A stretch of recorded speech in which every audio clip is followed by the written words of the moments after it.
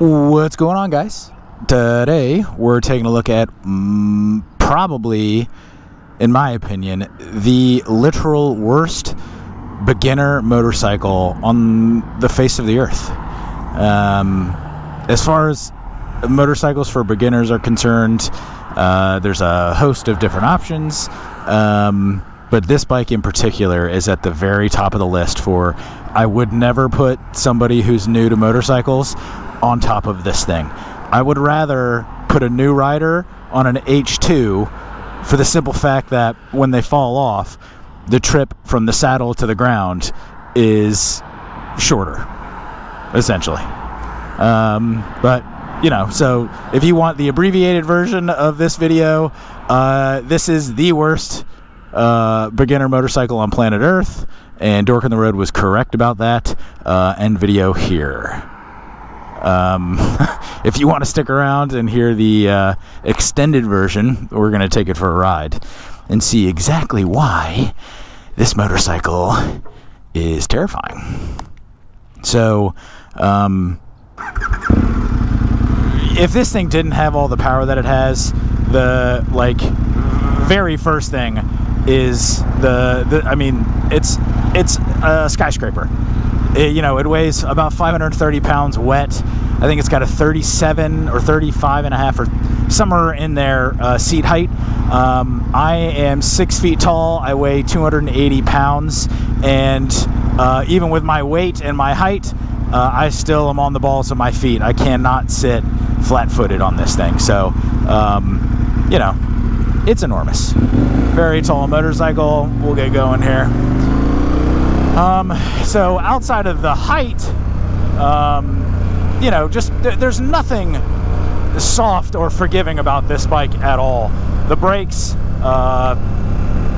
twin disc, quad piston, Brembos up front, dual piston Brembos in the back. They bite like a son of a bitch. So the brakes are hard to use on this bike. But really, the main thing, the throttle response is bonkers. This bike's got a couple of different modes. But I think I have it in sport right now. And sport mode on this, this is the 2018. Later versions of this bike got the rally mode. And rally mode is like a customizable mode system where you can set all kinds of shit up with that. This bike does not have that. It's got sport, it's got off-road, rain, and I can't remember what the other mode is, but in the off-road mode and the rain mode, I think there's a street mode too. In the sport mode, you get the full 160 horsepower, but you get all of the tech to go along with that to keep you out of the trees. You get the wheelie control, you get the ABS, you get the lean sensitive ABS, traction control, the whole gambit of technology to make you feel like you're better at riding motorcycles than you actually are. And unless you're 90 or unless you're in the top 1% of human beings, you're going to need all of the tech to keep you from killing yourself on this thing. What were we talking about? The ride modes and stuff. So, I think we were talking about some other stuff too, but like I was saying, there's nothing. This bike only has sharp edges. Everything about it is a sharp edge. The throttle, the brakes, the seat height, just everything about it. Everything about it is meant to attack, and that's what this thing is. This thing is an absolute weapon. On-road, off-road, it doesn't particularly matter. Any situation you get yourself into with this bike, it's meant to just go nuts. It's meant to just flat out tear something up, Jesus Christ. And that's that's what this thing does, is just, it flies everywhere. Doesn't really particularly matter. If you put it into the off-road mode, you lose about 60 horsepower, drops it down to 100 horsepower. But you also lose in off-road mode some of the tech. You lose the ABS in the rear, traction control in the rear. Makes it a little bit easier to slide around in the dirt, which is super useful when you're riding off-road. And then in rain mode, you lose that 100 horsepower too, or you lose that 60 horsepower. But let's talk about that.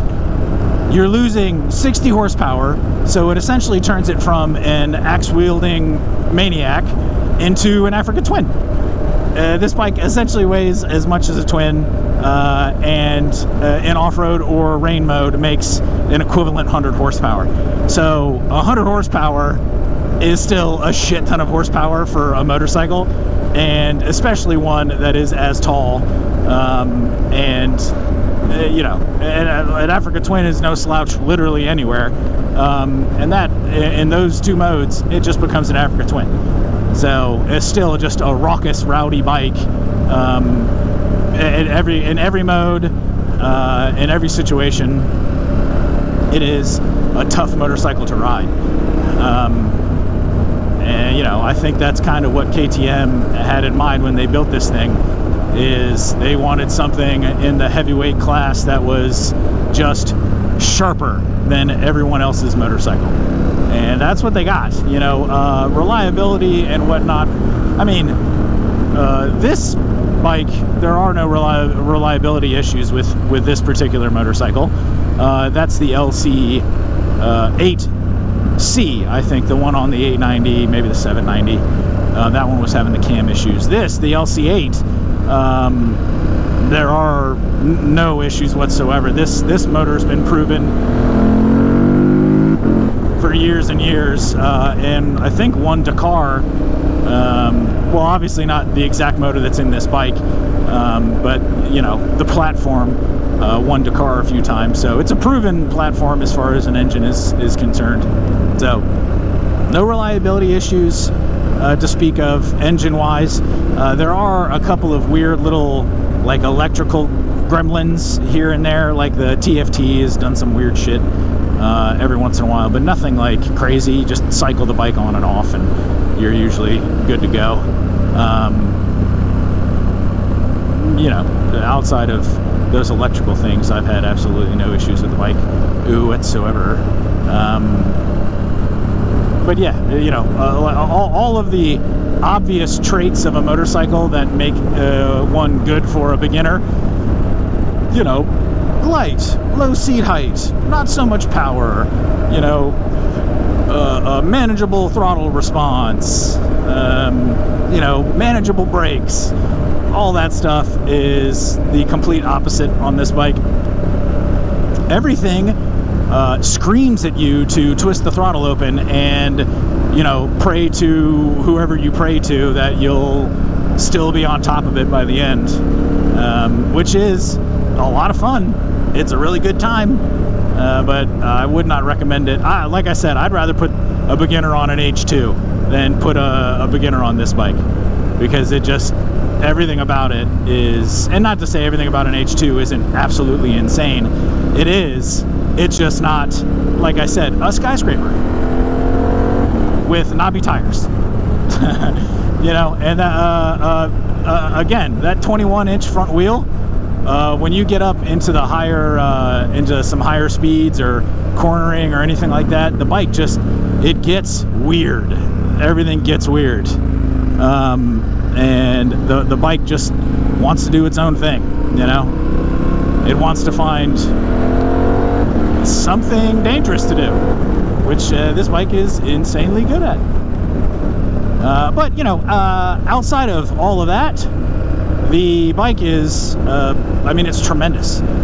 Everything about it is just turned up to 11. Everything about it, like any other adventure bike that I've ever ridden, all the good things about any of those adventure bikes individually, they are all here on this motorcycle. literally everything. Like the thing, it feels like you're riding a much smaller bike than you are. I mean, this thing flicks and corners and turns better than, you know, small super sports that I've ridden. You've got that 21-inch front, and I think it's an 18 in the rear. And off-road, the thing is an absolute menace. On-road, it's an absolute menace. It is a hooligan motorcycle. It is made to hoon on-road and off-road. The comfort is great. I mean, it's a comfortable motorcycle, and I'm a big dude, so like a lot of motorcycles aren't comfortable for me, especially with narrow seats after like a little while, because I got so much of that ass. You know, so a narrow seat, a hard narrow seat after a little while becomes pretty uncomfortable for me. This one is narrow, but it's not terribly uncomfortable after an hour, which is, you know, great. It's a nice little seat. I have seen a lot of people recommend going with the there's like a different seat that KTM puts on these. It's like a 2-piece modular seat. Everybody says that one's more comfortable. Cool. You know, it's $500, so I'm cool with the one that I'm rocking right now. So it's comfortable. Riding position's awesome. I put risers on it just because I like my bars a little bit higher and a little bit further back. But you know, it's not necessary at all. One thing I will say about KTM and this bike, and this is for KTM in general, some of the features of this bike are pay to play. So, So what I mean is, to unlock certain features of this motorcycle, you have to have them unlocked at the dealer. You have to pay a certain amount. I don't know exactly what it is. They came unlocked when I bought the bike from the previous owner. I think it's around $500 to have what they call the travel pack of accessories unlocked. Quick shifter, maybe a couple of riding modes, heated grips and heated seat. All that stuff you have to pay to have a KTM authorized dealer unlock it for you, which in my mind is total dog shit. When this bike was brand new, I want to say it came like within like a hair on my chinny chin of being $20,000. If your motorcycle is 20 grand, it should come with everything. And if it doesn't, go fuck yourself. You're taking advantage of your customers, and it's kind of gross. So KTM, go fuck yourself. You're taking advantage of your customers who are dropping, you know, the price of a small hatchback on your car or on your motorcycle. So, you know, that being said, all that stuff's unlocked on here. This bike did not come from the factory with the heated seat or the heated grips. I put the heated grips on because it'd be getting a little chilly where I am every once in a while. So they're a nice added feature. They were like $180, and then I installed them myself. It was very simple, plug and play, not difficult at all. So that's really cool. Outside of that, this bad boy is just bonkers. Everything about it is like the razor's edge of, you know, being tolerable for a motorcycle, for like a novice. You know, I've been riding a long time, but I am in no way, shape, or form good at riding motorcycles. I just do it a lot. So I feel like, at least in my own head, my opinion means something. But, you know, that's what YouTube is in general. Just a bunch of assholes who think their opinion means something. So take it for what you will. The thing is terrifying in like all the best ways of a motorcycle being terrifying. On road, in sport mode, the thing is just an absolute blast. It's so much fun to ride. It's so much fun to take through corners, so much fun to hit straights with. It's a tidal wave of power. In the rev range, there is nowhere that doesn't have just just so much power it just washes you over you. There's no other way to explain it. It's like getting on a roller coaster for the first time when you were a kid. except every time you twist the throttle on this fucking thing. It is bananas. For an adventure bike, it just doesn't make any sense. I've ridden, you know, leader bikes that make more power that aren't as much fun, because you know, this thing just has no business being as hilarious as it is.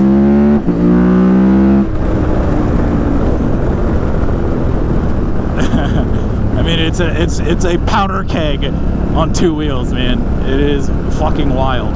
Oh no, don't get cut off. Alright, I'm good. Not getting cut off by the bus.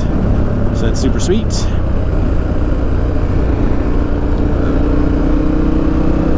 But back to the topic at hand. I mean, I could name literally. There's just a laundry list of motorcycles that a beginner has more business being on or owning than this stupid fucking thing. Like I said, it is just the words can't explain just how bonkers this fucking thing is, and in all the most fun ways.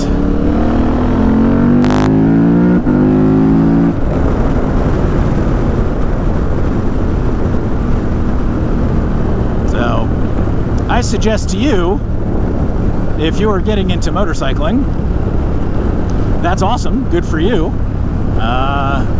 About face and walk directly away from this thing and go to literally any other motorcycle, and you're gonna have a better time, because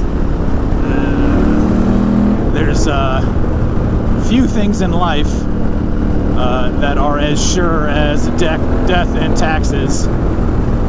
One of them is, if you're new to motorcycling, you're going to have a bad time on a KTM 1290 Super Adventure.